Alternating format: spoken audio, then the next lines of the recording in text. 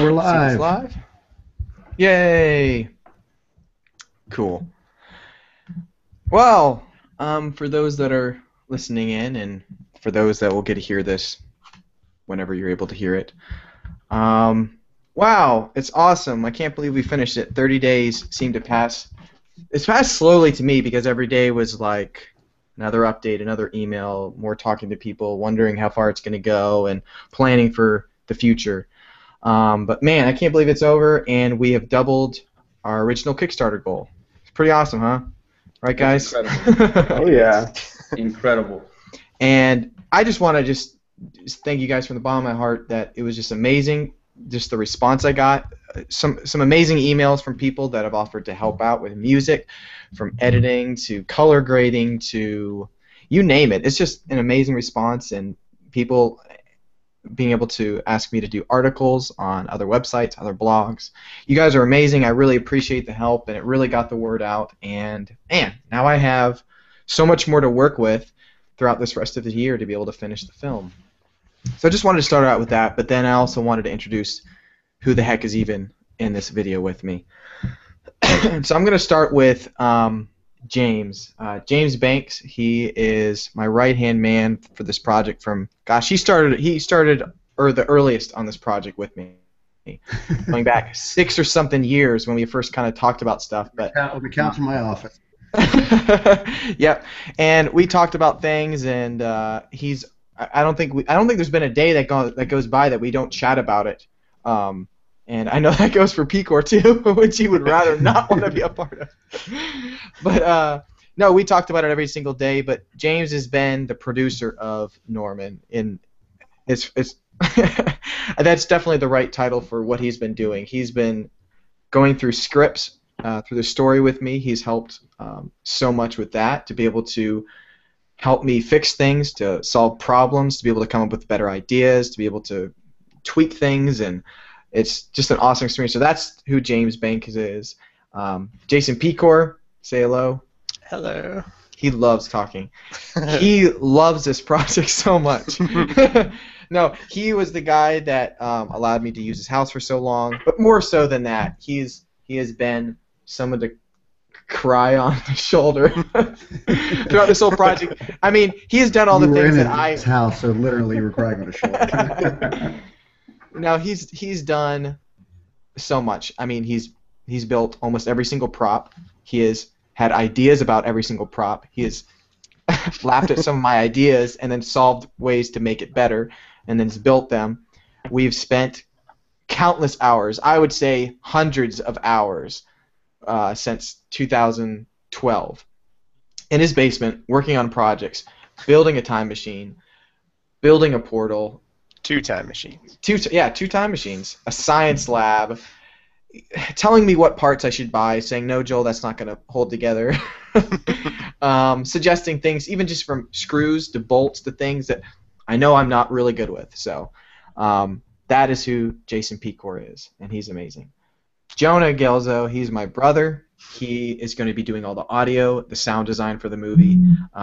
He is amazing. Although he has not been able to be there all the time on set, he has helped several times doing some initial recording. And also just he's there for every time I say, hey, I'm thinking about an idea for a sound effect for this. He goes, yeah, that'd be great. And he's been telling me what I should be looking out for the future. And he's going to be involved heavily from now on till the end. Yes, his good work is just now starting. Yeah, we all get to relax now for the next year and watch him do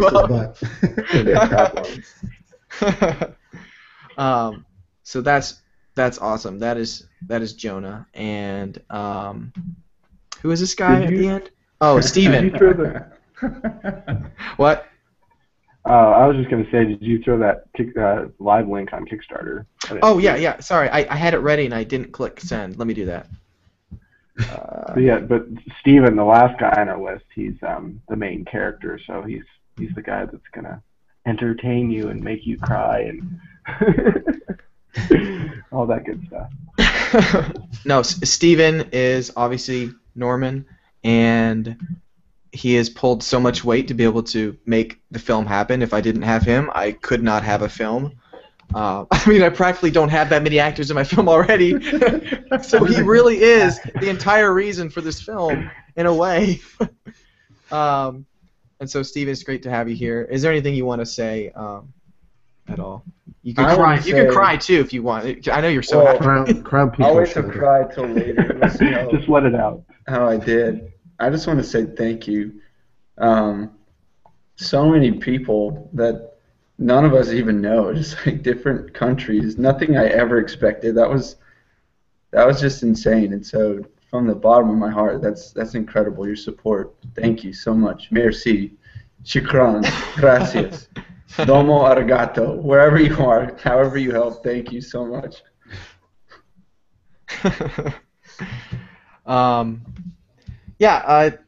So I kind of wanted to just basically, I wanted to make sure everyone, you know who these people are. These are core people. Other people I want to mention is, honestly, my wife. She helped so much. I couldn't have done it without her. She's been able to be there many times on set and on several critical days, being able to just help with making sure people are busy. They're doing things. They're helping. They're doing the right thing as I'm running around like a wild bat. And she helped with food. And also, yeah, Picor helped with food. Gosh, she did freaking everything. He made homemade hot chocolate. That was incredible. Not just like packet hot chocolate. He made homemade, just fresh scratch hot chocolate. That was incredible. But yeah. that's what this 14,000 is going towards. Lots of hot chocolate. So much. No, but I couldn't have done it without my wife. Being able to just, she helps me like talk things out at night when I'm just angry and figuring out what I need to do, what problems, and I'm stressing out and stuff. She's always been there to lend a hand, and it's just been such a fun project. But anyways, I wanted to say, James, is there anything you wanted to say at all? Just about the Kickstarter, because this project is as much as yours as it is mine now. I have to give it up. It's no longer my entire project anymore. It is yours.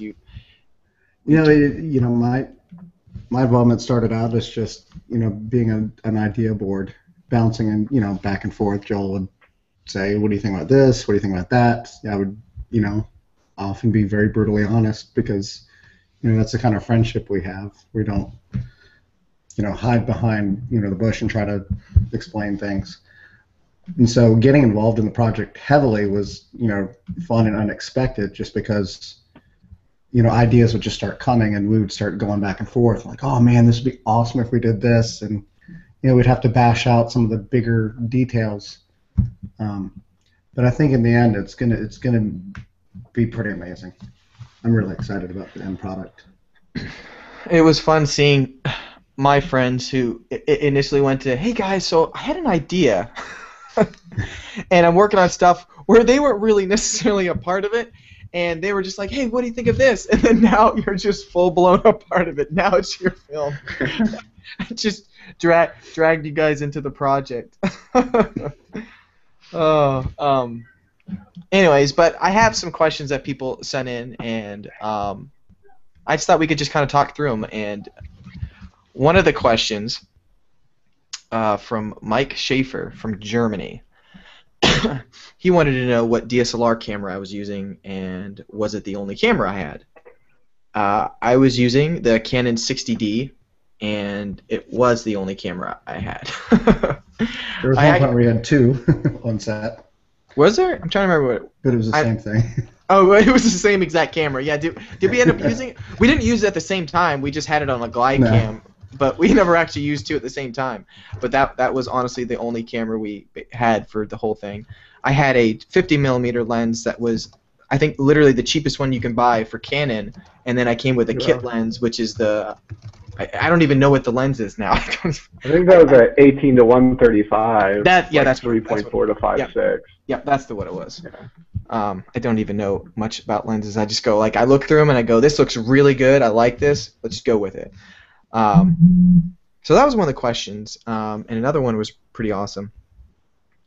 It was, Johnny, you're like, this is, Another one from Mike. He says, "Have you chosen not to record any sound to be used in the movie while shooting?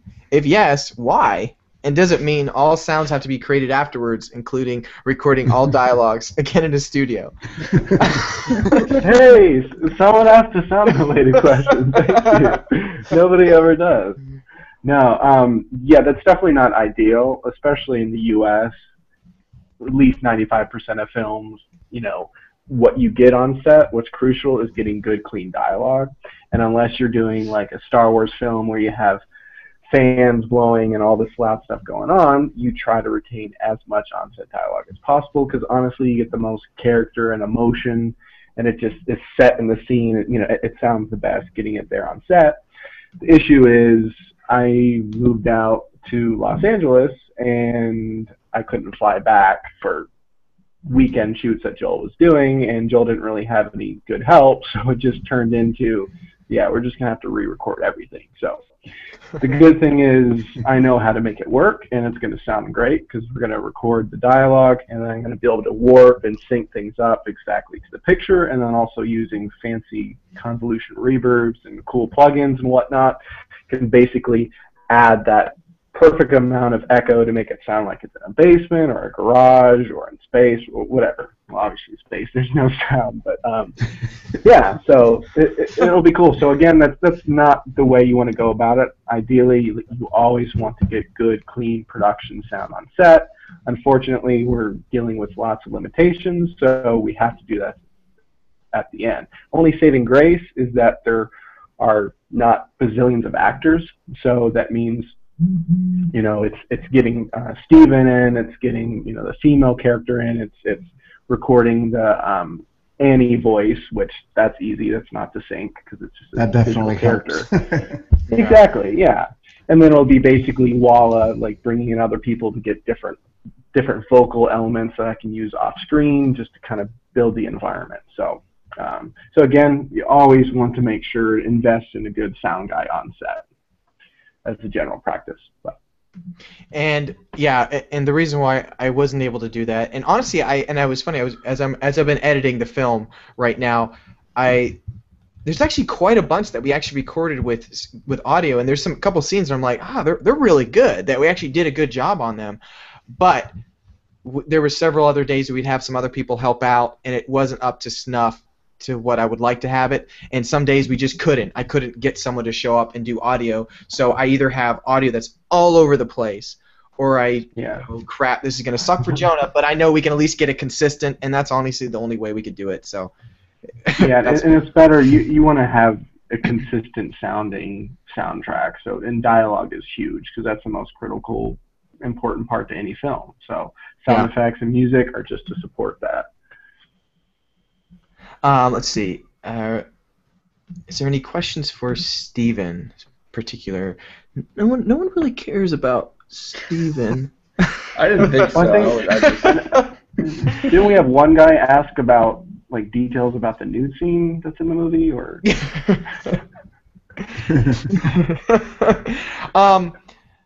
Okay, I'll just say. Let's see if there's anything really specific for Steven. Okay. This is actually from Debbie. This is kind of a deep one, but I think it's going to work for Steven. Is there a time in your life, Steven, where you wish you could turn back time to change something that happened in your life, but would rather not because in hindsight you were glad that it happened? Are you sure this isn't for Jason? Wow, that's a pretty. That is pretty deep. I'm trying to relive my life. As quickly as I can, because honestly nothing sticks out more than any other time in my life. I should have said no to Joel. There's this one offer to be in a film. I don't know. I think like I'm trying to relate it to something painful that happened, but then it kind of doesn't work when something that I was thankful for later, because you're never thankful for something painful that happened, like physically speaking. Emotionally, there's maybe a couple things, but I don't think I mean, I don't think I would go back and change it. And what about the part when I had you rolling over rocks for hours? yeah, physically, and knowing that those scenes Knee may not make pads. it into the film. Yeah, probably those. If I could go back in time, I would prefer not to be jumping off cliffs and rolling in rocks. Should have had that stunt double. Yeah, I am my stunt double. But yeah, I mean, sorry, I feel like it's an unanswered question, but I don't really have anything.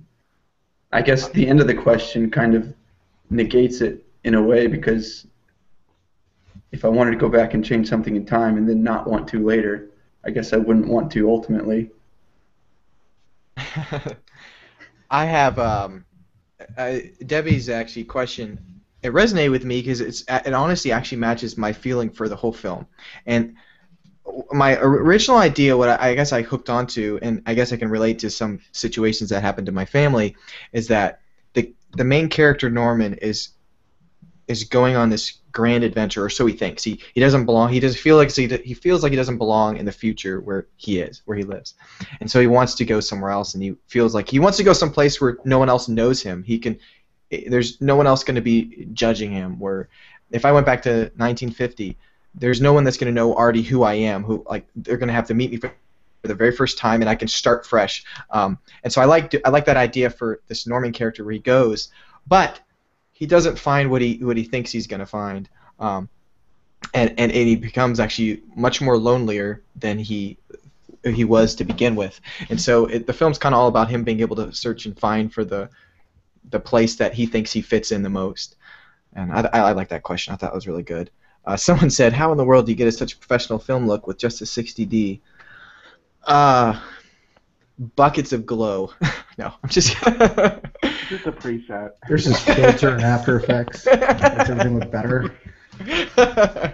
Yeah, there's a button in Sony Vegas. If you click it, it says "Make Good Movie."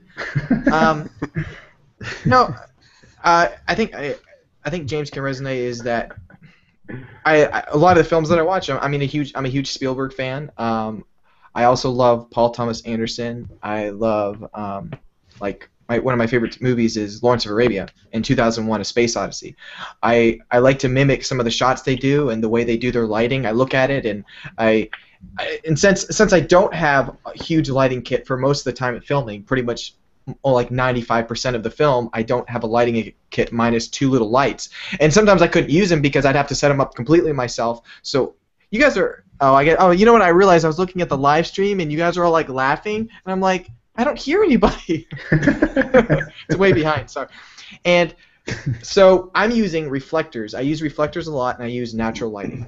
That's what I use as much as possible. And I think that is such a huge thing. Like, there's some scenes I wish I had James there more often to be able to run lighting, because there's a few little things where I know after doing it now, I'm going, I wish I could go back a few shots and touched up some of the lighting and added some more key lighting here or whatever.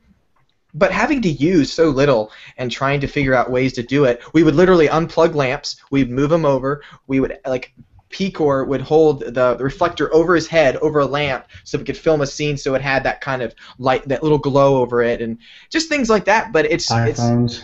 iPhones. Gosh, we use them so much. iPhones are incredible. They're apparently like the perfect temperature for evening shots. But yeah, just trying to mimic what you see in a film. That's what I try to do. I just try to mimic like a shot that I like. Okay, when you watch a movie, you'll notice there's a lot of shadows. Shadows are really important, and I try to make sure there are shadows in a film, because if it's evenly lit like an interview, it looks like, okay, that's like an NBC News shot. They're going to be talking, but I try to keep shadows in it. Yeah. So you gotta create a 3D image out of 2D, but. And a lot also goes into the way you shoot too. I mean, as you were talking about how you try to mimic some of the movies that you really got appreciated. Having expensive equipment does help make things sharper. It does help, with lower light, but it doesn't necessarily make the good composition. It doesn't make the movement happen. Just having that good motivation for why to glide cam in a little bit, or why to use a little slider to slide over just a little bit. Those little things, take something like a 60D, take a pretty inexpensive setup, but really think your stuff out. I mean, that really stretched the budget. It really stretched what we were able to get for the finished product. Yeah, it just comes down to the fact that it's the person that's behind the camera that makes more of a difference than the camera itself. Because again, if you're a skilled person, you really know film in and out, and you have good motivation for your scenes, etc., good composition, then having a red or all these fancy things can make your product that much better. But it comes down to the person that's wielding the camera or the sound or whatever. Because if you have the greatest tools, but you just don't have good taste, it's not going to make a movie good. I have a good this question. time we're going to say goodbye to Steven. Steven, do you want to say anything before you head it out? Yeah, I told a friend of mine she's got a gig that she's playing tonight, and I promised her I'd be there, and so I got to head out. But I just wanted to thank you all again very much for your support. We're going to put a lot more effort into this. We're going to put a lot of work into this summer, and hopefully we can. Steven's work is hardly done. Trust us. Yeah, got a long ways to go still, but this is a great team. A lot of dedication on here, and I'm honored to be a part of it. And so I want this to be as good a project as it can be for you guys who help support it. So thank you very much. Thanks, Steven. Thanks, Steven. See you later. Take care, bro. Moving on to another question. Jason, I got one for you. Oh boy. Why are you here, and what was your involvement with Norman? Why am I here? Because I've been ragging on house. Picor a lot throughout the videos and stuff, and I want him to be able to explain a little bit of who he is, why he's even helping. I'm a good friend. Sucker. No. Can I just say one thing? Jason Picor has the most wonderful Facebook posts, especially while he was still living in the house that Joel was filming on. Because apparently it was Set had a just character of its major ghetto area of Lynchburg. So there was always lots of shenanigans with his neighbors. It was like, geez, this guy just does not get a break. It was not a boring neighborhood.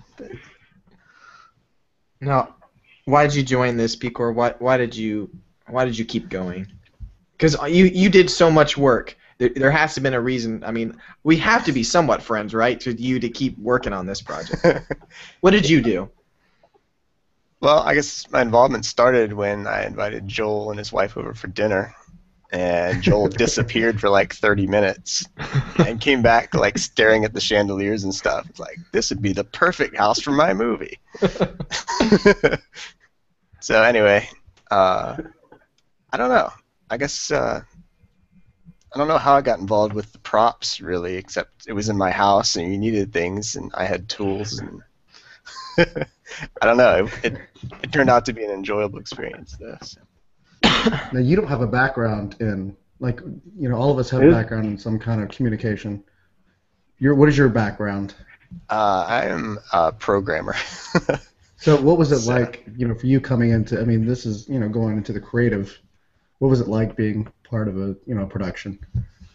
It was really cool to see how things came together and be able to help out with all kinds of different things I'd never done before, lighting, sound, and learn things like that, framing shots. It was really neat. Picor has told me, I laughed, and I warned him ahead of time. I did warn him about this. I said, as you work on this project with, I'm going to ruin movies for you, though. It's true. James, no, I wasn't. James sent me a text that says, when you were at Picor's house, were you checking out the pipes in the bathroom? I'm not going to lie. He just has such a unique house, and I cannot wait to show it off more in the film.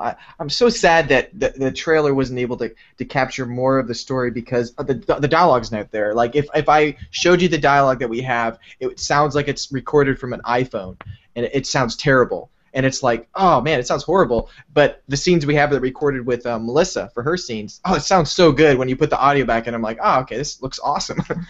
But we're definitely going to have a second trailer, and it's going to be, I think it's going to be freaking awesome. It's going to show a lot more of the story but not enough. Not enough to, we're gonna still tease things because I'm really excited about some elements we're gonna be shooting later this year. But no, Picor did everything, but I definitely told him I was gonna ruin some films for him because he keeps analyzing them now. He sees things that he never saw before, and he's like, "Dang it all!"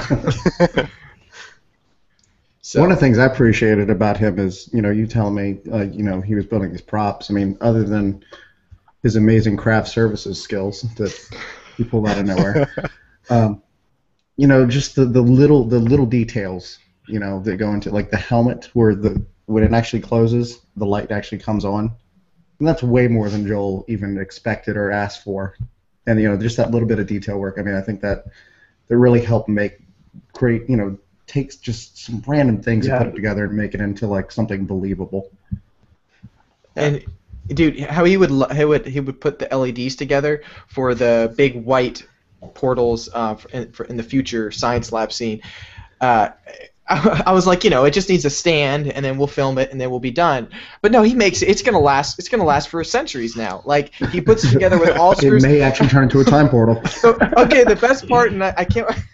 I don't know if this is ruining the thing for the film, but like on the bottom of the portal, we used roller skate wheels as the dolly part to pull this thing apart. We needed something to pull apart. We initially had it was going to slide along little foam pieces, so that, but then the wooden time machine was a lot heavier. So we literally bought what lead. We bought lead bricks. Lead ingots.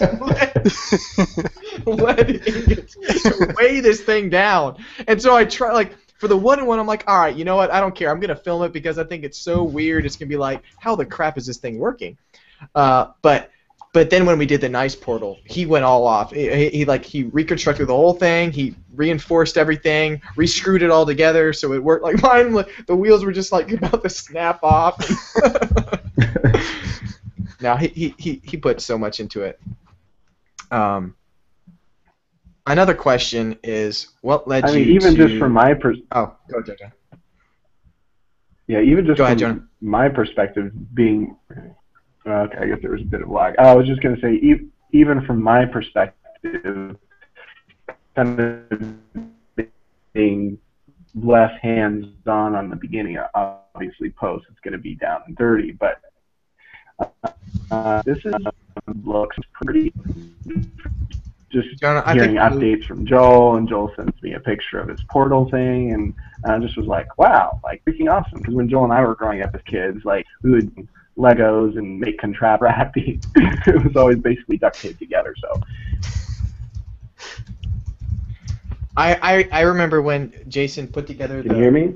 We can hear you now. You're breaking up a little bit. When Jason put together the backpack that we needed, and that was actually one of the first things we started building, and we didn't finish it until the very end because we were like, all right, we have nothing else to do. We might as well build the backpack, his space helmet backpack piece. And we started putting together, and then we stopped, and we literally didn't get back to it for another whole year. And when he put it together and he spray painted it and he sent me a photo, I was like, holy crap, this is so cool. And I sent it to my friend and I was like, dude, does this look cool or am I just excited because it's better than I can put together? He's like, no, dude, this is amazing.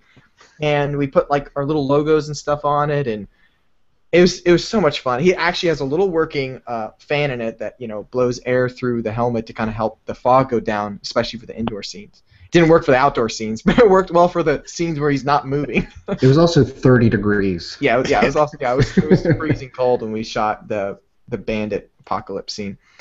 But the other question was, why did you decide to do a feature film?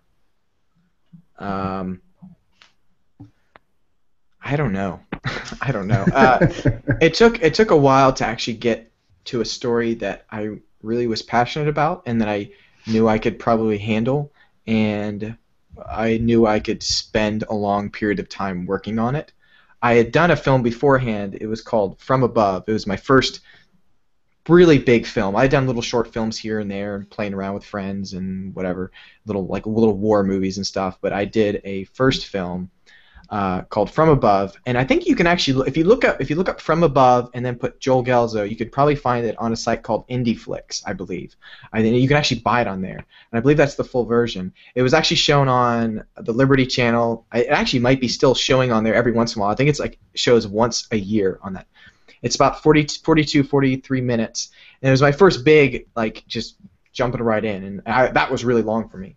And so I kind of actually thought that this film would almost be about a 42-minute film as I first started, and it was going to be shorter. But as I kept going along, and not that just adding stuff, I go, oh, this is a cooler idea than I thought. I think I can do a lot more to this. I think I can, and this time realizing I can do more with a feature film than I can with a short film, because for some reason, and I understand too, is most people go, oh, short film, I'll watch it, and you're done. But if you say you have a feature film, it just sounds more professional, and it seems to go a longer distance than just a short film. So that's what I was hoping with this one, especially if I was going to spend this amount of money. I think it's a good length, honestly. And there's What's Jonah? I think his internet. Oh, I was just saying. Dead. Can you hear me? I can hear you.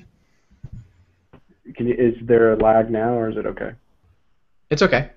Okay. Yeah, I was just saying, and there's just not much marketability when it comes to short films. Like, short films literally only act as a calling card for maybe future gigs, but there's no outlet right now that actually allows them to be like really monetized. So having a feature film could possibly open doors if we really make it cake butt. Possibly someone could look at it and distribute it. Who knows? Maybe it could be at your local Redbox one time, one day, or in Walmart or whatever. I mean, horrible films have made it in there. So, I mean, if people like what we're doing, there's definitely a possibility to get distributed. And you have to have feature length to be able to do that. That's all I was going to say. All right. I think the feature length, too, is good for you because the story, you could do a short film. You could do it. You could technically do Norman in a 15-minute featurette and just tell one little aspect of it. You could talk about how he created the machine, or you can talk about, any one of those number of things. But because you're trying to explore not just the sci-fi, but more the inner struggle that Norman goes through, and that relationship he has, in his solitude, that struggle to get back, and then just what he realizes when he, I won't spoil anything, but I really think it allows you to flesh out a good, complete story, not just a little teeny bit of a sci-fi. Yeah, that's true. And what excites me most about filming is being able to have time to tell a story. And that's why I'm not, like, even my other film, From Above, yeah, it's a lot longer than I'd say, like, I'm not a huge fan of doing, like, 10-minute short films, unless it's maybe something that's, like, comedic. I think that would be fun. But I like having that amount of time, and I go back to my Lawrence of Arabia film, that's my favorite. I love how slow it starts, and it keeps ramping up and ramping up and ramping up. But you have so much time with that character that by the end you're like, oh, I felt like I really went on an adventure. Like the same way, I guess, with Lord of the Rings, that it takes so long to get to the end. You've had enough time with the characters that it really feels satisfying once they finally, finish their mission. And that's why, it's like, I want to make a longer film if I can. I didn't think I had a story that could make it longer until I started working on it and going, no, I think this can actually make it. So I wish I had it all 100% planned from the start. Yeah, I wish I was 100% planned at the start. But I think that's also what's really fun with doing this is no one's rushing me to do it, but I can spend time. And as I've worked on it, because we would shoot one weekend, we'd do Friday and Saturday, and then sometimes we wouldn't film for another 3 weeks. So I had 3 weeks to just rewrite scripts, rewrite things, come up with new ideas, say, hey James, what do you think of this? Should I shoot this? Should I shoot that? And we had a lot of time to just come up with better ideas, and I think it's pulling together, and I'm so excited for the ending. So, let's see if the other question. Collaboration definitely is key as well. He wanted to say, what is your? I had a question from Mike. He said, what is your background as a?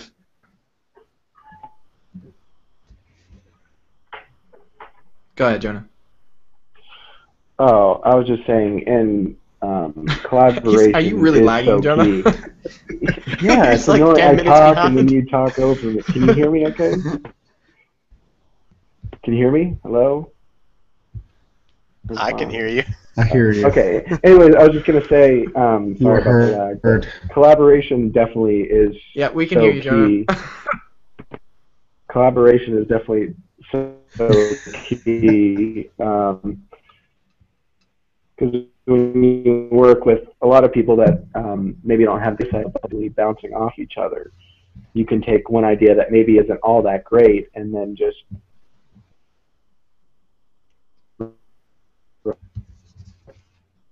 I think, Jono, I'll just finish that sentence for him. refine it, untat. Poor Jonah, he's from another time, from 1995. The internet's a little slow.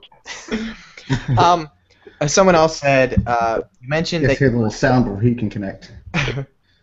Another one was, you mentioned that you work a lot of finding ways to film a scene to look really great in spite of the low budget, rather than to add some cheap-looking computer effects. Can you give an example of one scene challenge and how you solved the problem?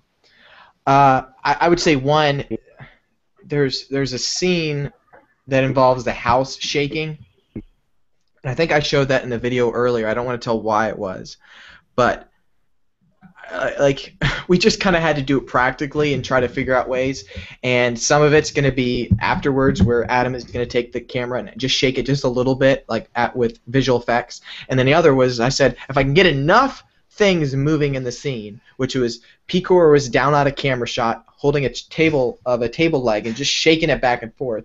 Jonah's in the right side, hopping up and down, and he would let go of a chandelier, and they'd be like, all right, let's film, quick. And then Steve would come out of the scene, do it. And for those few seconds, with the extra added visual effect that Adam's going to do, just adding a slight vibration to the camera, and then through Jonah's sound, which is going to be huge, just huge to make it work, I think I have enough to make the scene work. Where instead of, I don't know, like I couldn't have tons of things falling and stuff, because, I mean, I wanted to, but Pico didn't want me to break his house. So trying to figure out subtle ways of making something bigger and allowing the imagination to sell it than straight showing it. So that I did that with that. Any other comments, guys, or Picor on that? Anything you can? Oh wait, okay, here we go. I'm not quite sure if I'm going to use this shot. I didn't send it or put it in behind the scenes, but there's a scene where I put my camera behind the helmet, so I'm like looking through Norman's view of the space helmet, right? This is so funny. I can't wait to show it in the documentary though, and it's so dumb. It makes me laugh thinking about it. So it might work. It might work for like a second. But I put the camera right behind it, and I'm like walking up to the time machine as he's getting ready to go in, which is going to be a crazy visual effect for Adam to pull off, because he's got to put visual effects through the lens, through the helmet, and then Ben, my best friend Ben, and Steven are beside the helmet, both going breathing onto each other onto the helmet to make like as if you're seeing from his point of view the air, is breathing. And oh man, we couldn't keep a straight face for the life. It's so funny. So, but the one shot might work, but I'm not quite sure I use it, only because I have another shot that works really well with the GlideCam. So I might play around with it, but that's one way where we tried. But if it's not going to be up to snuff, I'm not going to use it. But I'll still show it in the documentary. It was really funny. Any other ideas, Pico? What about some of the science lab stuff? Just some of the things that you'd say, oh, that's definitely a Joel thing. I can't really think of anything off the top of my head. Just think PVC pipe. Our science lab we built was so shaky. I mean, it was held together with tape that if you walk fast through the tubes, it literally split it apart. I know what I can do visually with a camera to kind of sell things, and so I worked really well with Picor, and where he would sometimes say, Joel, the tubes are not looking really good, or you're going to see this, and I would say, hey, well, I'm not going to frame low. I'm not going to keep the camera low. So if I do this, can you work it? So sometimes he definitely learned to trust me, where he would be like on the ground, like pushing something with his hand or something, and he's like, I feel ridiculous doing this. And then when you see the shot, he's like, okay, that worked. Like what we had a scene with my cousin. He came. My cousin Levi helped. Jason was down helping, and Jonah was there. We were shaking a what is that thing you have all the cans of beans on downstairs? The shelf. We had a shelf in the basement. We're shaking it. Levi is off in the corner with a whole bunch of wood shavings, up and just sprinkling it down in front of the camera so it looks like the ceiling's kind of like dust is falling from it shaking. And then Picor and Levi are shaking this shelf as Steven comes around the corner, and we stacked cans of beans so they're really precarious so that they would fall on cue. And it was so funny because you'd put them precarious, they would still not fall. Like, come on. Like, we'd shake the thing, and then, but that shot actually made it in, and it looks awesome. But man, you see the behind the scenes footage is we're all just like shaking this thing. It looks so stupid. So that's honestly the ways we got away with stuff. So instead of going, okay, I can't have everything breaking in the basement. I can't have light bulbs crashing on the ground because I have to pay for those, and I don't know if I have enough money to pay for the next light bulb. So that's the kind of tricks we would do. I don't know if you guys are looking at the stream with the comments. Here's a question for Picor. What parts went into the helmet, and how long did it take you to plan and build the first one? The first one I did in one night. There's a lot of wire and switches and LEDs, parts I already had in my basement. So I just worked through the night and tons of hot glue. So yeah, I did one night and finished the second helmet the second night. And That's pretty good. I think there was one night or one morning where I showed up to Picor's house and he'd forgotten we were supposed to shoot, and I woke him up so early. Like, he had this face like, oh my gosh, kill me. I was like, Picor, I said I was going to show up at 7:30, and I think I showed up at 7. Or so, it might have been 6:30. It was really early. yeah, I think it was like an hour early. But Jason's amazing. He made me a cup of tea that morning. He was always making tea. So that was a good question. One guy wanted to know what kind of lights we used. James, can you answer that? Because I don't even know what kind of lights I used. I brought some LOL Pros. What did you guys like jerry rigged everything? I mean, it was from work lights to iPhones. Yeah, the one kit I did have that I purchased was just a 3-piece or no, just 2-piece fluorescent kit. Literally like one of the cheapest things you could buy. I think it was like $120. And so we used that a few times at Jason's house for those scenes, and then we brought them for the battle scene.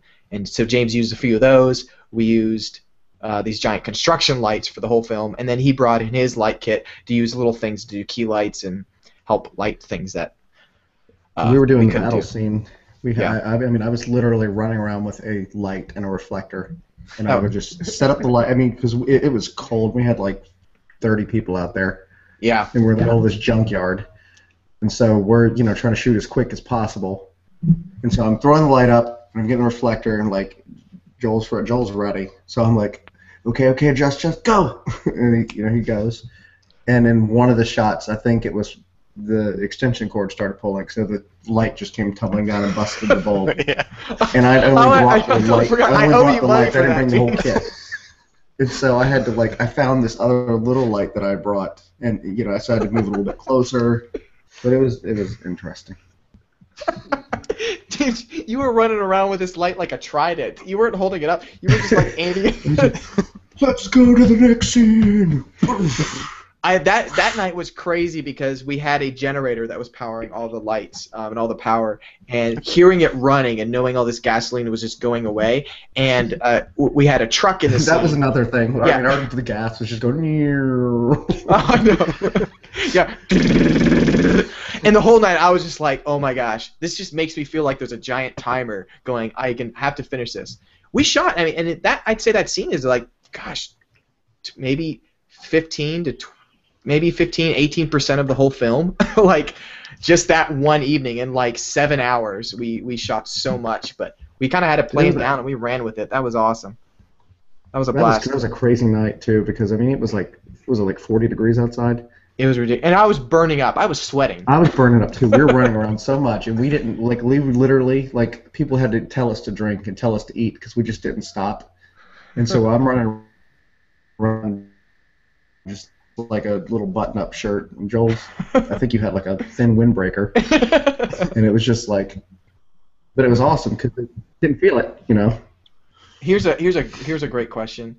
Which prop from Nanovox? Which prop went through the most transformations before it worked as a prop with the film? Jason, I think you know which one this shit is. I'll let you talk about this one. I don't know. I'm gonna say the first portal. Is that what you're thinking? Yeah. Tell that story. Well, we decided to make it out of wood.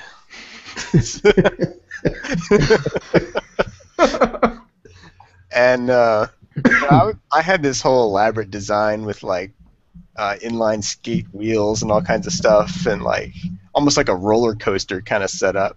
And Joel's like, no, we'll just use these felt pad things and it'll be fine. But it turned out it's wood, it's really heavy, so it's just kept like falling over.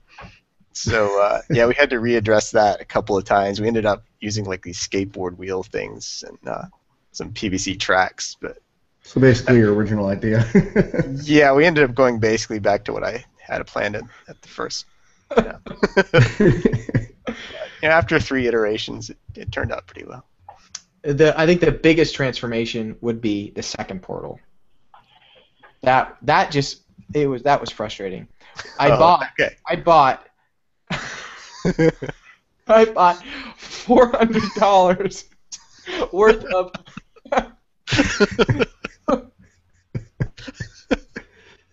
I bought $400 worth of giant crafting foam. Like it's the kind.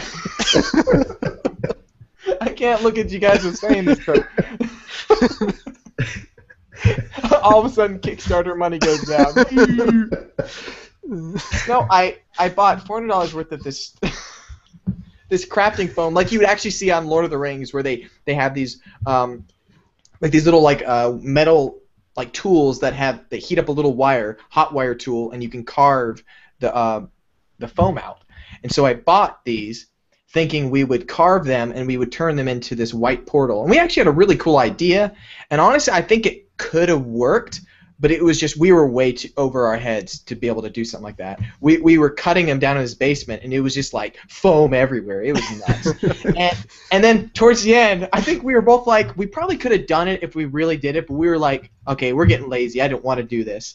And then Picor had mentioned getting these plastic tubes, and we looked up a few, and I was like, okay, we're going with this. We're gonna do this. This is gonna work.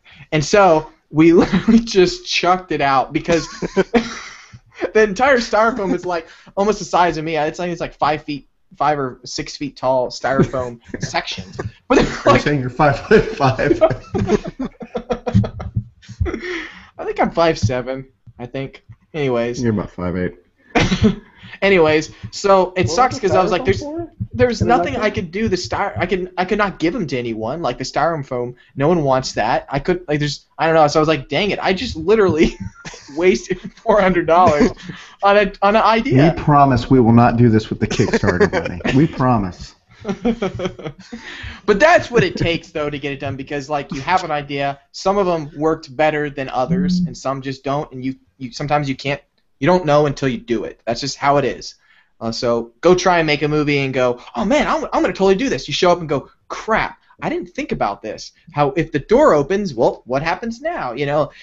That's kind of stuff. But that was ridiculous. But the second idea, 1,000,000,000 times better. Like I love it. I think it looks awesome. And now it's actually in my house right now, and we're gonna turn them into really cool office ambient lights. So. Yes, and it'll definitely be at the premiere. I'm excited about that. People can walk through the portal. Right into a raptor den. You will not go to the past, though. Yeah. We promise. It takes you to the future. Okay, let's see if there's I think someone messaged me trying to see who messaged me if there was a comment. But let's see, there's another question. Oh, here we go. Another question was, what was the lowest and most discouraging part of production so far? James, I'm gonna let you guys go through it. I'll go last. The lowest and most discouraging part? Yeah. Well, since I wasn't at the first part, for me, I came in and started really focusing on the story and stuff. There's that point where you really like the idea, but you're not completely, you don't feel like it's completely there. And that's Joel and I had some pretty interesting, difficult conversations, about does this make sense? Would this really happen? Would the character really do this? When you look at a story, any story, anything, anytime you work on a project that involves creativity, unless you're like, man, that's it, it's tough getting over that creative hurdle.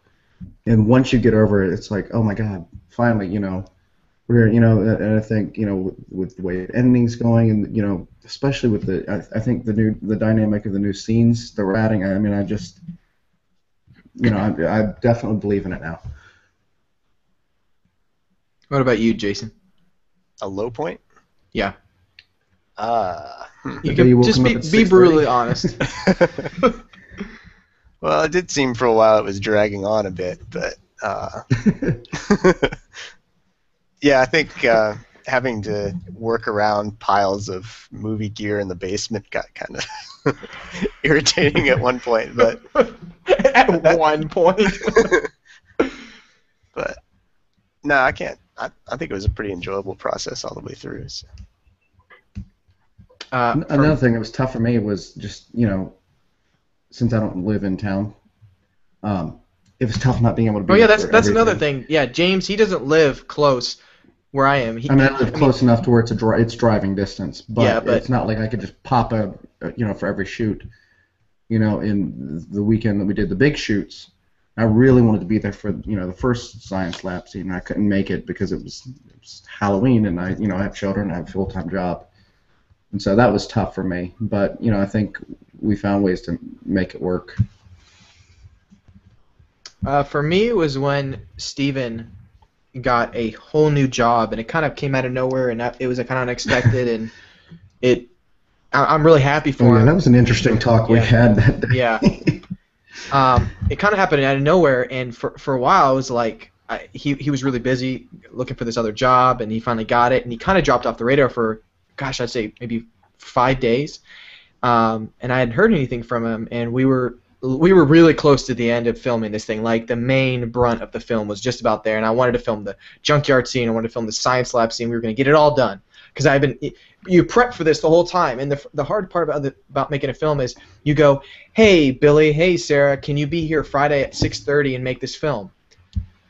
If they say yes and they commit to it, I got to do everything I can to make sure that when they show up at 6:30, it really is going to happen. It's really hard because the first time you go, oh guys, sorry, we gotta change times. It's going to be the next day.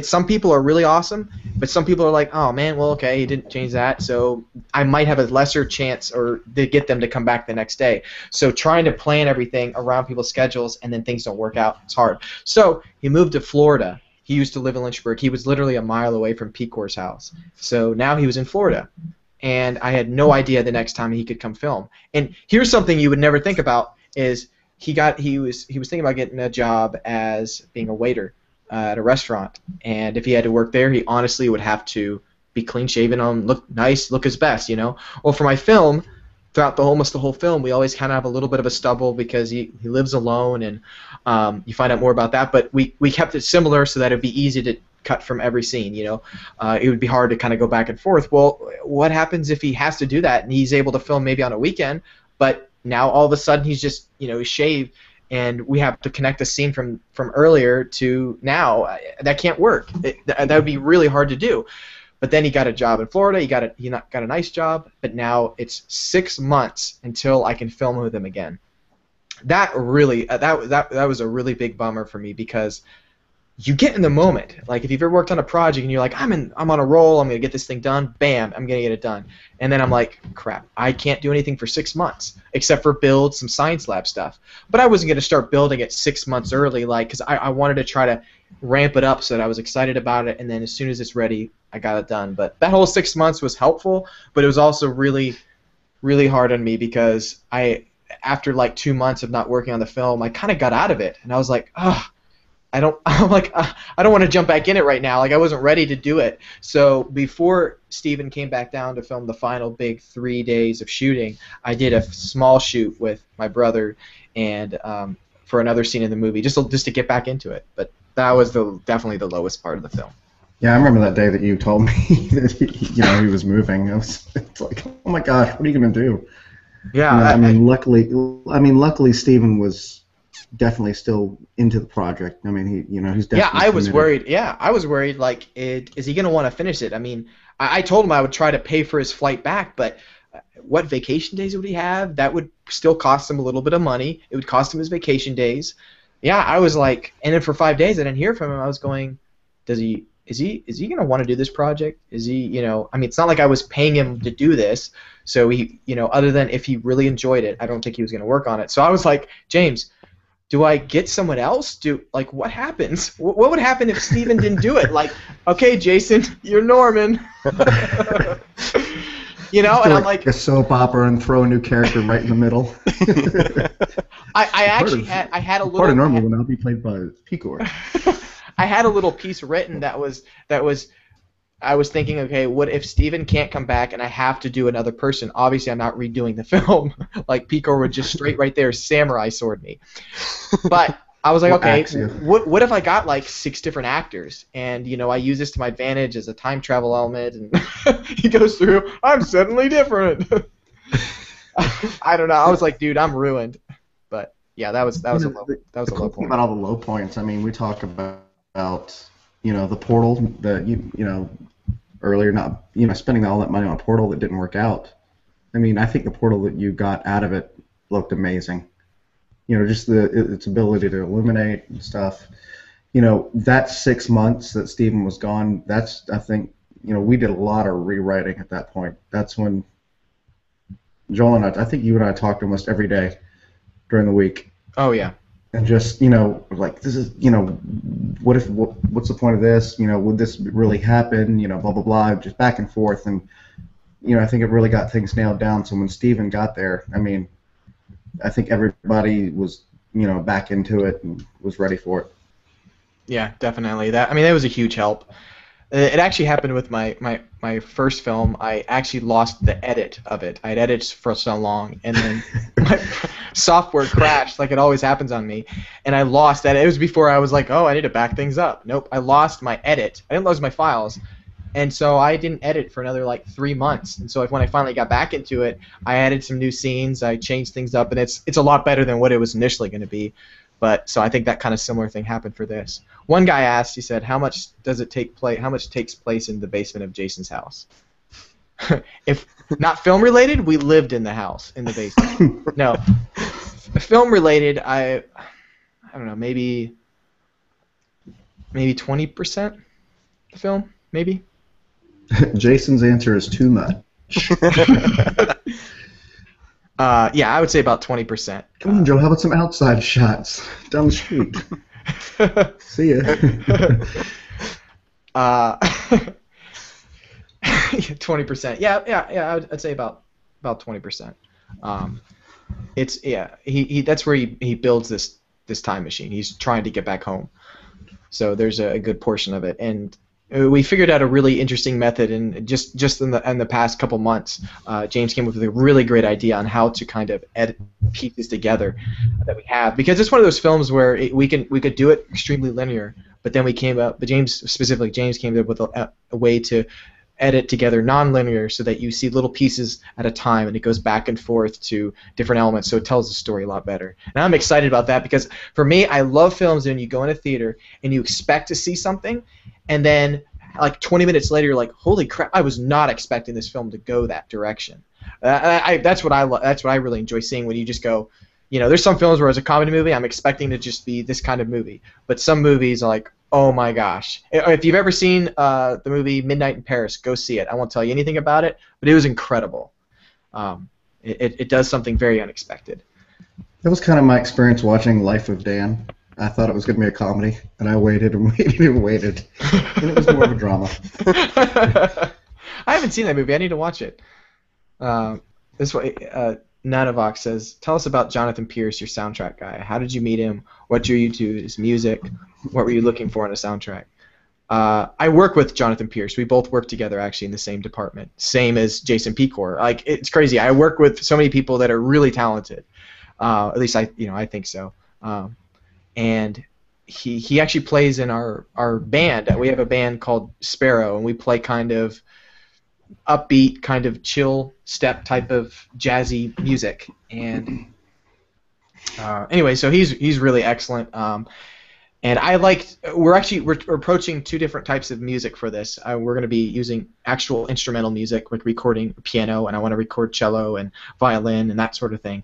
That'll have the same pieces, and then we're going to have a style that's kind of like the soundtrack for the movie Oblivion, that like M83 type of feel for the sci-fi elements of the film. So we're going to try to do it so certain parts of the film are similar themes, but they're actually recorded with real instruments, and then another part is recorded with just electronic stuff. And there may be a track or two in there of, just some good old-fashioned old. I'm trying to get some rights to some old 40s music. Oh, it'd be so amazing if we could do that. But moving on, one guy says, Marcia Pecor asks, "Hi, Ma." I wonder if she's watching. I don't see her in the comments if she's not commented or not, but. Zach says sexy sax. Oh, I got to talk about that too before I forget. She says, just wondering how many new scenes you'll be able to shoot now that extra funds have been coming in. Can you tell us a little bit about them without giving too much away? James, you're my PR guy, so I don't want to talk about too much. So what stuff could we add that doesn't really? Well, the tough thing is you guys haven't actually seen what it's at now, so yeah, that's true. It could be a new scene to you, it may not, but we're super excited about the new scenes. We've come up with a really cool way to start the film, I think, and that's yet to be shot. But I think it's just being able to put that together, and if it comes together like we see in our heads, I think that's gonna be awesome. Some of the other stuff just really helps move the story along, really helps with the character development. One scene in particular kind of digs more not into his current self, but more of what he dealt with before, even though it was in the future. That's a little confusing, but his future past self, we really explore, we explore what motivates him. We explore the things in, his life that launched him forward. And I really think it helps you connect with the character, and also it gives motivation as to why he does what he does. And I'm really excited about those. And there's one other scene. It's actually sandwiched in between two scenes. But it's gonna create a really cool atmosphere. For the future, I think. I'm really excited about that one. Yeah, there's two scenes that I'm just like, oh, I just cannot wait to film. It's going to be a blast. It's going to be really neat, and it's going to be quite unexpected, I think, at least for this kind of film, of what you might expect to see. Asking about the visual effects guy, he's awesome, and one of my other good friends that I met through college, and we're friends till this day. We've worked on lots of projects together. He is going to be doing a lot of work throughout this year to bring life to lots of scenes in the film, especially for the secondary character, the big secondary character, which is Annie, his companion AI. And I'm excited to be able to work on the UI of it, how it looks, how it talks, if it's going to have a face. We're still coming up with ideas of how it's going to look on screen, with the best articulated. But I'm excited because I wanted to try to do something different where the AI device is very sarcastic, and it's because he programmed it that way. Not necessarily that this device is all-knowing and all-powerful, but that he kind of... Imagine if you chose your iPhone to, it's Spanish, or it's going to be French, but he chooses his to be this lady, and it to be slightly sarcastic because it's also a little bit of him in it too. So that's going to be fun, and my brother's wife will actually be playing or be doing the voice for that character. So I cannot wait to record the lines for that. There's a lot of other stuff that goes in the visual effects. Oh yeah. I mean, there's a lot of background shots. Just the subtle things like adding lens flares. Every time a gun fires, something has to come out. something has to be, go through the air. I mean, the So time that, machine. just a lot of work. Yeah, the time Yeah. machine will be the big one, I think. Yeah, That's got to be absolutely right. I talked with Adam, and I was like, and it's funny, I talked with him way before I even started filming because I said, hey, heads up. And I don't think he was even thinking, oh, I'll ever even finish this thing. He was just like, all right, if you ever get it done, we'll talk. And I was like, can I just use you as to bounce off ideas, and as I'm filming it, going, hey Adam, am I doing the right thing? Can you work with this? Is this possible? So when I would shoot stuff and I would say, here's the device. Do you have enough tracking data to make it work? Can you pull this off? And so I said, Adam, I'm going to do a little crazy shots, but I'm going to keep them to a minimum so that we can kind of sell the effect, but then it won't be absolutely 100% stressful for you. And my mom is watching. Hi, Mom. So I'm really excited about that. We're gonna be doing that the rest of the year.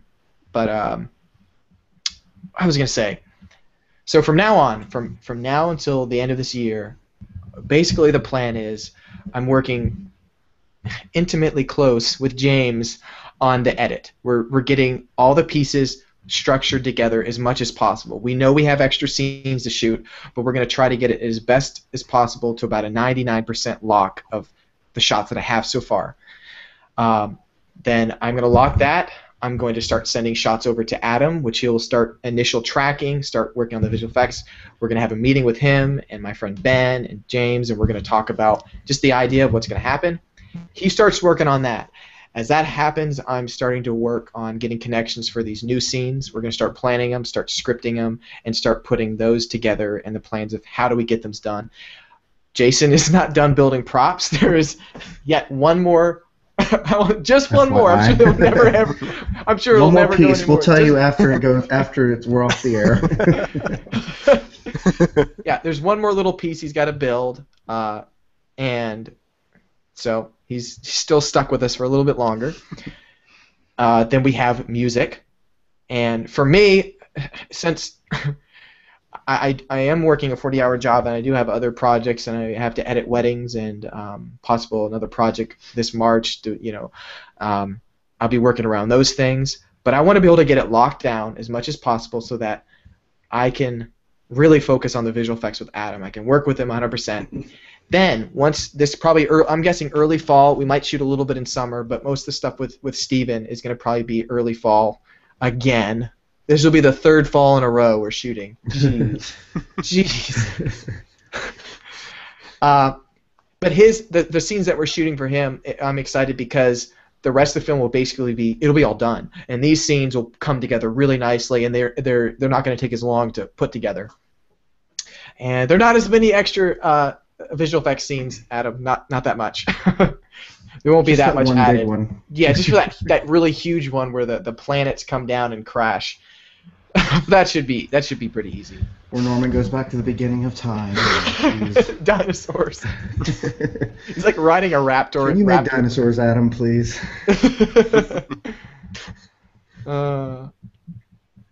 There's a lot more that goes. I mean, you don't think of everything that goes into a film, unless you really jump into it. I mean, aside from all the production stuff, we're really focusing on, okay, we've moved past the Kickstarter phase. Now let's actually get into the really marketing phase, getting people to get on Twitter, get on Facebook, start following us to, be able to stay up to date with, where we're at production, to keep you guys excited about the film and.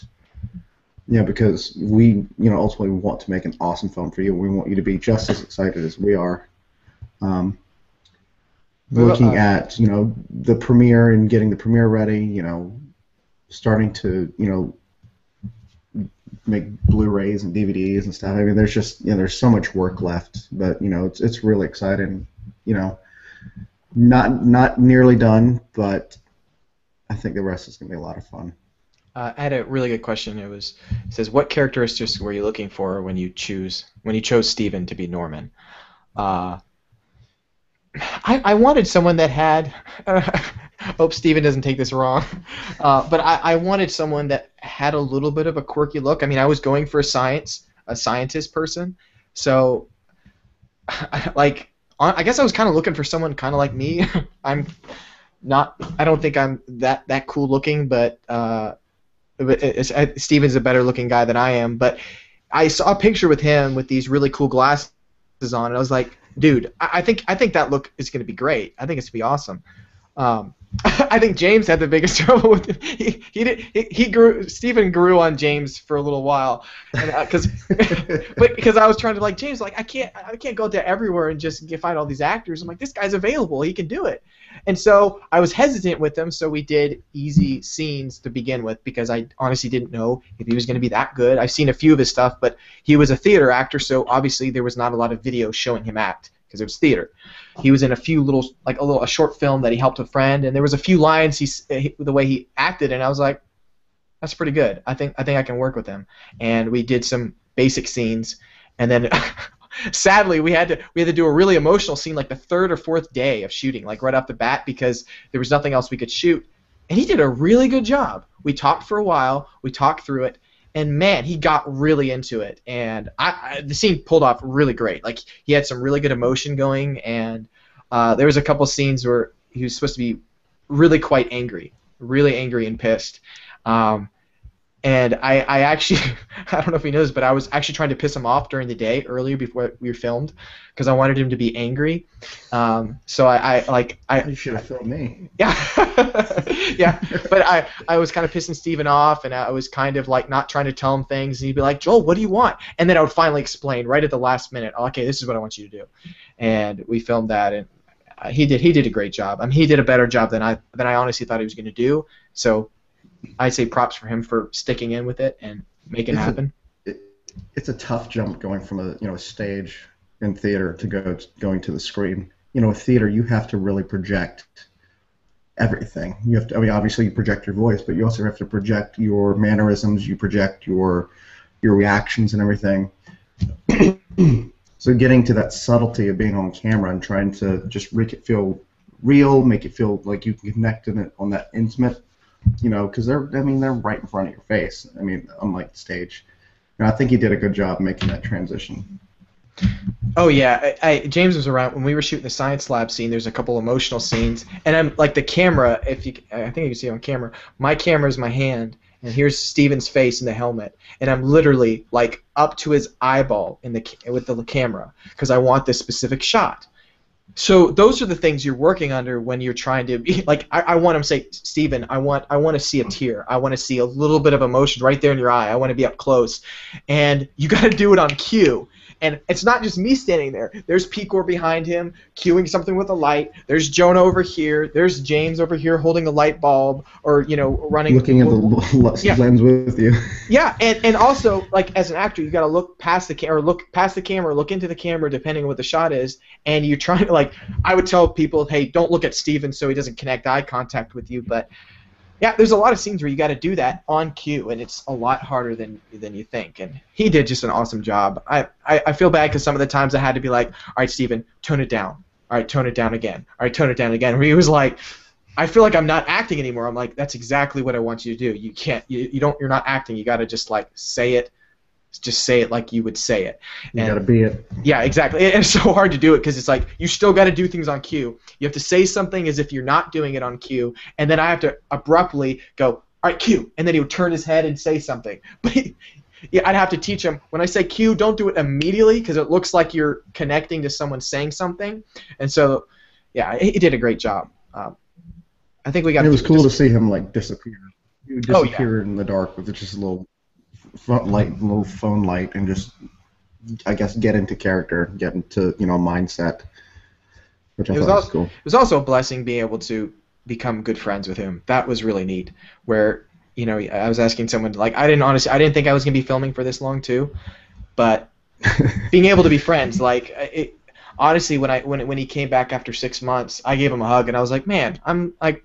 It's really good to see you. I was actually surprised myself, like, man, I miss hanging out with Steven. Like, we had such good times filming at Picor's house and ribbing on him and him making us tea and breakfast all the time. No, so it's for that. And I miss those parts. Yeah, I'm going to honestly miss when I'm all done with this because it has been such an awesome time to be with friends, and you're making friends and you're making memories. That's for you, Mom. I think we have room for just a few more questions. One was, and then we'll kind of wrap it up. I appreciate you guys hanging with us. One was, are you going to put it into any film festivals? Absolutely. Yes. I want to. I can't wait until Any it's and time. every. Yeah. So anybody that have ideas and you do want to, if you think of it, if you know of any sci-fi film festivals, there's anything, email to me. I'm adding a list on Google Docs of just places.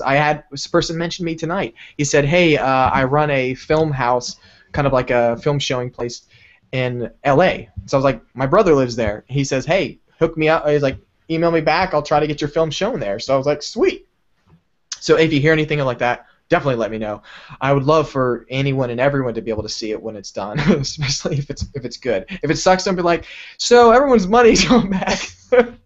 No, yeah, absolutely. I would love to have that. Want to get it distributed? It'd be awesome if it like shows up on Netflix or we can sell it on iTunes or who knows where. Norm is gonna take over the world. If anyone has any last questions, go ahead. I think I'm gonna wrap it up with one more little thing. Do you have anything else to say, Picor? Not really. I have one more question Can't wait. when you're Okay. done.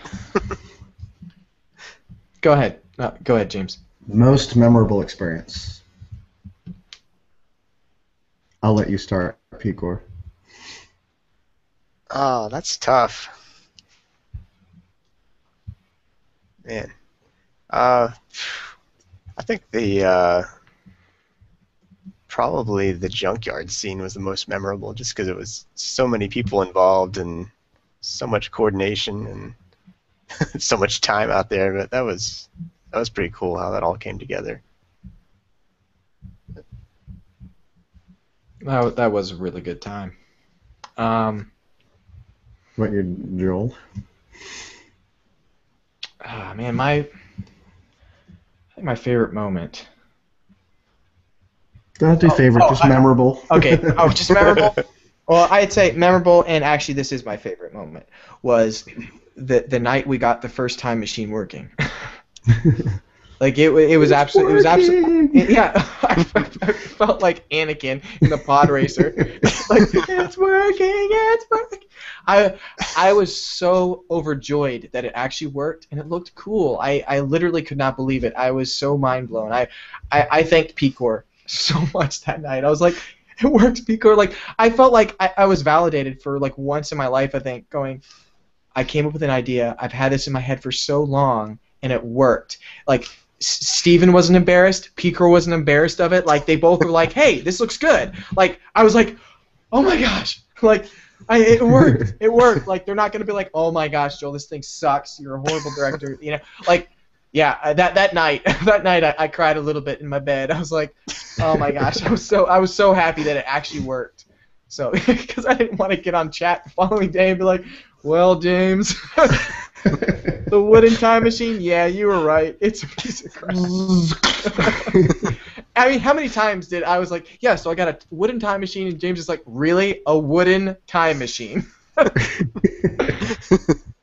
One guy says, will you do a director's commentary? Hey, let me answer my question first. I got an answer. Oh, go ahead. I love the junkyard scene, obviously. That was just an amazing night. One was of my just 'cause most you were able to memorable help. experiences from that night was actually what happened after the film. No. That won't make it onto the director's cut, though. I don't know if I've heard this one. After it goes off the air, we'll tell you. Okay. Also, it wasn't exactly fun, but it's one of my favorite memories is Joel and I like literally arguing on the phone back and forth about how a certain aspect of time travel would work. He remembers talking about just all these Normans appearing. That was funny. You're like, well, why wouldn't there be like 10 Normans in the room? Like, Joel, this would happen and this would happen. That was one of my favorite moments. We had so many good arguments where I would argue like to the bitter end, and then I'd be like, oh, okay, you're right. I argue a lot because I mean I'm shooting the thing. I'm seeing it in my head. Like I think I can pull it off, and then James he'll win me over, and he's won me over so many times with his heart. Yeah, those were good times. The ending, how it was originally going to be, I think it still would have been interesting, but the ending it is now, gosh, 95% better. So if that says anything, it's so much better, and that's all for James. But anyways, the director's commentary, absolutely, I'd love to. I want to do that with Steven and Pecor, and probably not James, but no, we're definitely going to do that. But we're also going to have a sax commentary. And for anyone who thinks that's the stupidest thing ever, you're probably right. But I think it's going to be amazing. My friend Pierce, who actually is composing the music, and there's actually another guy that actually might be working with me. I'm excited to see what he's going to bring to the table. So we might be all collaborating together. There we go. That's a word. But Pierce is an amazing saxophonist, and he plays in our band. If you look up, Sparrow Band, and look up Lynchburg or Joel Gelzo, you'll find it. And he plays saxophone. He did music for the trailer. Yeah. But I thought it'd be hilarious that in the settings for audio, if you're going through like 5.1 and whatever tracks, it's gonna say sax 5.1, and I hope some people don't know what that is. And you're like, oh, what is this? It's a new setting. And it just replaces all the score with just saxophone music. So think Lethal Weapon style soundtrack. Yes, Lethal Weapon. Go watch Lethal Weapon. Be prepared. It's gonna be incredible. And then there might even be another commentary. I don't know if I'll put this in the DVD, but it'll at least be for me and the crew. Is I wanted to replace my voice with Steven's and some other voices just to make an entire joke version of it. Entire riff track. Yeah, entire riff tracks, Mystery Science Theater version. But yeah, I think there was the last one. The other thing.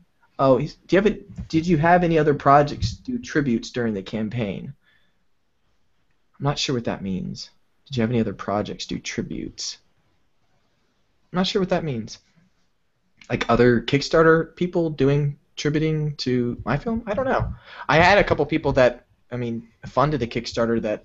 It wasn't my campaign. They funded it. It was awesome, and then they helped get my article out there and the trailer out there, which was pretty awesome. And I can't believe that the film actually stayed like top 10. I think it's still under the top 10 or top 25 of narrative films all the way to the end. And that was awesome. So apparently people love wooden time travel. So I think that's about it. This year is going to be crazy. I ask you guys to be patient with it. I want to make it the best as possible.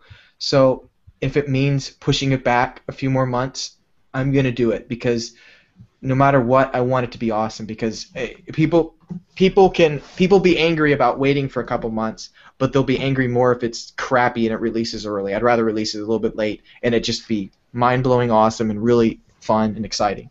So at the end of the day, you have to be happy with what you're putting out. Yeah. I mean, yeah. No amount of money will if you don't make love my that film, not really. But really getting to that point where you're just like, I love it. I'm ready. I want my audience to see it. That's what our goal is. Our goal is to just make something that we're proud of, and something that we would actually enjoy watching. So. Oh, the question is, No Film School did an article for me. A couple other sites did articles for me, so they were awesome. Yeah, I guess that's what the question was. Someone says, do you have any plans to make another movie? Norman 2. Jason just recently moved to a new house, so it's going to be a new adventure, guys. We're scoping it out right now. He doesn't know that. No, we're kind of tossing around some ideas, but it's one of those things where, I honestly I can't think of anything right now until I kind of get this thing done. But I think the latest that this film would probably be done, it would be, I'd say, February 2015. I think that would be like the latest that it would be pushed. I really hope I can actually get it done by the end of this year, by November or December. Yeah, that's what we're shooting for. I would love to be able to do it, because I don't want to have to go into another year of working on it. It's been in my head for way too long, and Pecor is getting way sick of hearing about it at work. It's like every day, hey, do you want to get coffee? So, my film. I'm like, oh gosh. Sorry, I'm sorry. But we have some ideas. So I don't know. Maybe Norman dies. Maybe he turns into a robot at the end.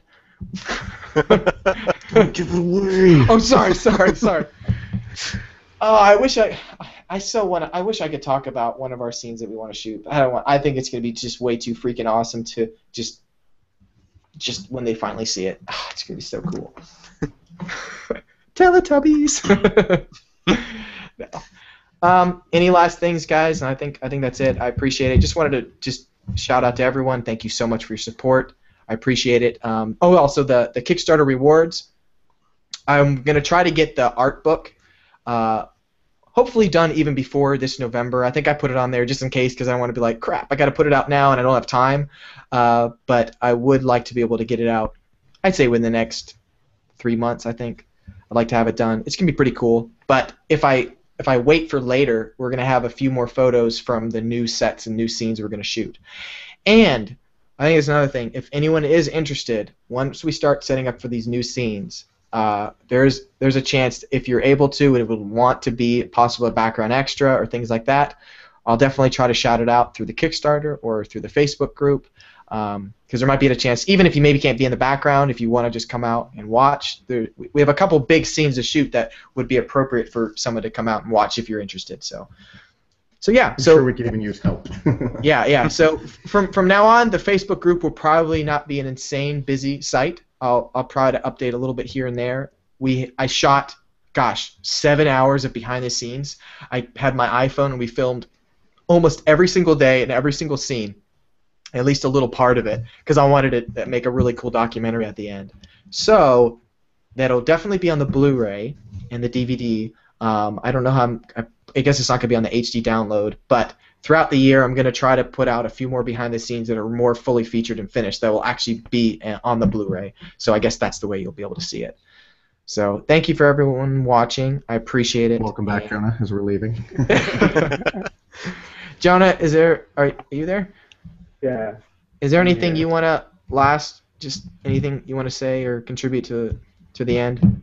Yeah. I mean, obviously it's been Joel's blood, sweat, and tears, and James and the other people on the forefront of this project making this thing happen. But I've just been really humbled by all the support as well because we all love film and we'll go broke doing it. So the fact that we have any support to make certain things easier, to buy a plugin that costs $1,000 or $500, just certain basic at least resources we need to make this as best as it can be.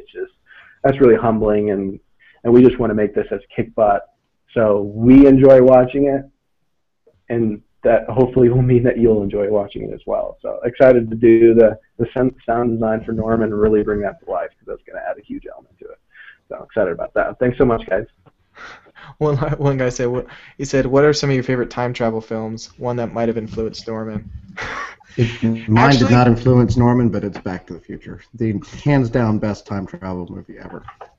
I would agree. That is my favorite time travel movie of all time. But the movie that influenced Norman the most wasn't even time travel. It was Castaway. So nothing to relate it with time travel, but that film is. Space Odyssey in there too. Oh yeah, yes, yeah, definitely. More shots wise, but yeah, Castaway is because I wanted to use time travel as the reason of how he gets into. Time travel is used so I can get him into a scenario that is the type of dramatic scene I want him to get into. So that's kind of like it's just a tool that I needed to use to create an environment in a place that this character would be lonely in, and because I realize I know from me and everyone else can say I don't.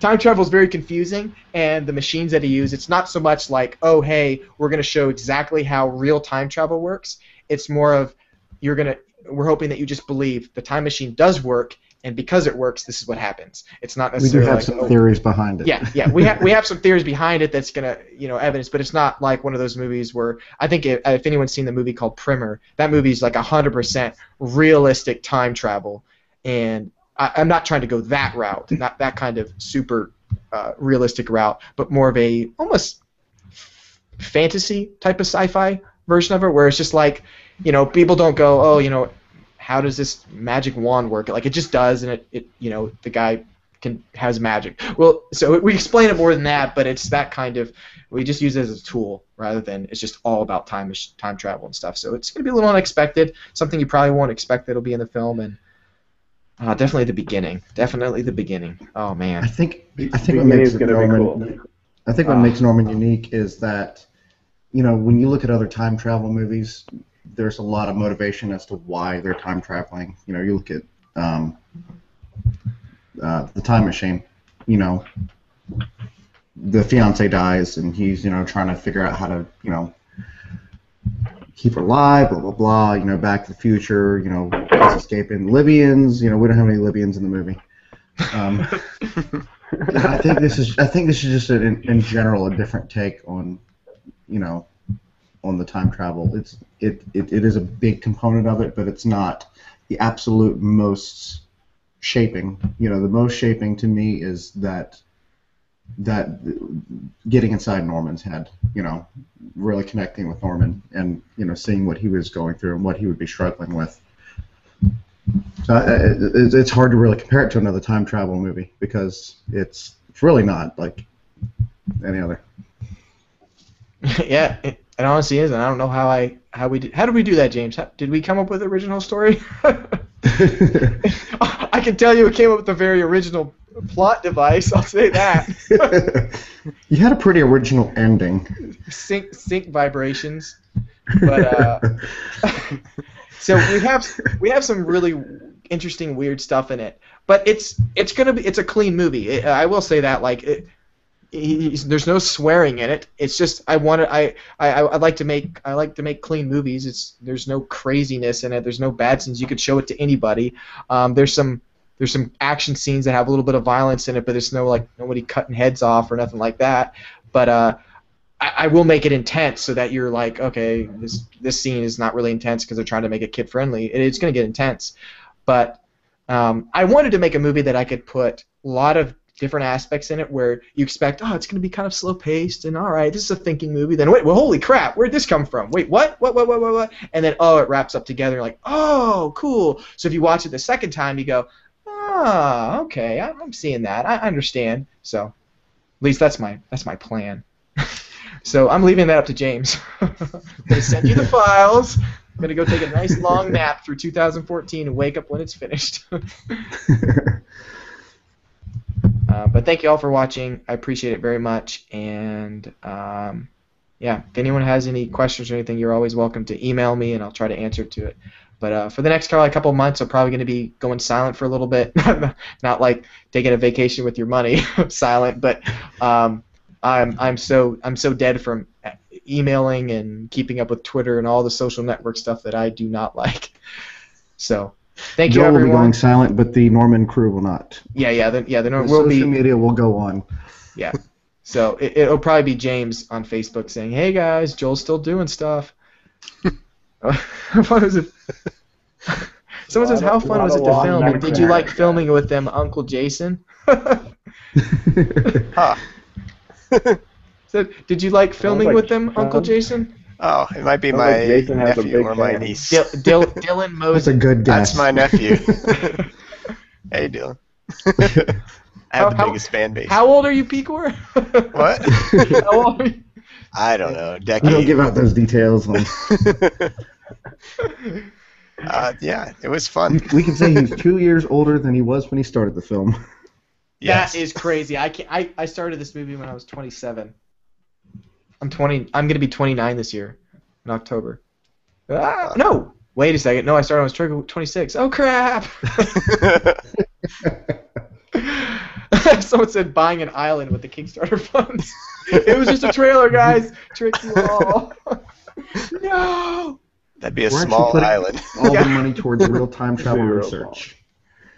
Yeah. So, yeah, you'll be seeing some stuff soon, and definitely for the soundtrack and some of the rewards, be looking for that. I'll update you guys as much as possible. But if you have questions and there's something that's not clear, feel free to email me. I'm going to be completely honest and open with all of you guys about the production. So if I say it's going to come out in November and then something changes, I'm going to let you know. But I'm going to be honest and say this is why, not because, oh, I just want to dilly-dally around, because no, I want to get this film done as whenever it can get done, but I want it to be as best as possible. Run time of the film, I'm aiming for about an hour 25, hour 30 minutes. That's what I'm aiming for, and I think we're going to definitely hit that mark. It could be longer, but I think it would be cutting back instead of hitting the mark. Yeah, it'll be cutting back to hit the mark rather than keeping it longer. All those tea drinking scenes, man, those will be bonus scenes.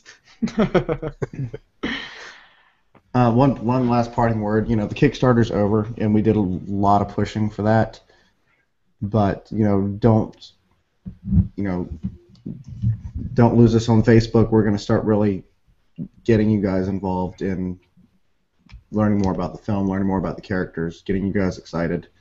Tell your friends, about Facebook. We'll push more up-to-date stuff on Twitter, and you can also check out the website as we add more, behind-the-scenes production stuff. Yeah, and to be able to get a copy of the DVD and Blu-ray and stuff, right now that it's ended, it's going to be a little harder to get a copy of it because I do got to focus on making sure I get the Blu-rays and the DVDs to the people that did back it. So I want to be fair for those people, but to and those people get a little something extra too. Yeah, we're hoping we're gonna kind of surprise you with some extra stuff. But definitely, once the film is done, we're gonna try to. I mean, it all depends. Like, if somebody calls and say, "Hey, we want to distribute this film," I don't know how it's gonna work and how we can sell it and how that works. But one way or another, the film will be available at some point. But I'm hoping to be able to start putting in film festivals and then getting people's interest and then selling Blu-rays and the DVDs because. The people that backed it, you're going to be seeing it first because it's going to be going through theaters and all that kind of stuff first before I start sending it out. Because honestly, like with a film, which is hard and frustrating, is that once you show it to someone, the excitement starts dying. It starts dying. So I'm kind of want to keep the hype up so that I show the film at the correct moment in time, get people excited about, be able to distribute it, whatever, to work on the next project. Because I don't want to just, if I show it now, and then I have nothing to show for a long time, people get bored and they go on to other projects and stuff. So that's just how it works. So hopefully soon, but it'll be a wait. Or you can just drive over to your friends, or you can drive down to the premiere. You can do that. And all of you guys, definitely come to the premiere if you're local. And all of you guys, Kickstarter backers, people supporting this film. I mean, you guys are a huge part of this. Because if you actually like what we're doing and like our hard work and telling your friends all that kind of stuff, it'll allow this film to hopefully get some legs under it and allow us to do more films with limited resources, but continually even more amazing stuff. So I mean, constantly we're always observing and looking at ways to be better. And I'm out in LA and on dub stages, and I'm trying to glean from some of these wicked, awesome professionals in my career, sound and stuff. And so, yeah, anything you guys can do to keep spreading the word, and we'll keep things posted with updates and whatnot. So you guys are a critical part of making this happen or not. Well, I think that's about it. Thank you, everyone. Everybody say your goodbyes. Appreciate it. And goodbye. Bye. Blood, sweat, and tears ahead. I totally forgot that Peter was actually at my house. He's downstairs on a laptop. I'm like, he feels so far away. Bye, Jason. I'll see you tomorrow, or when I walk downstairs. Have a great night, everyone. I appreciate it. And thank you so much. Yep. Thank you. Thank you. See you guys.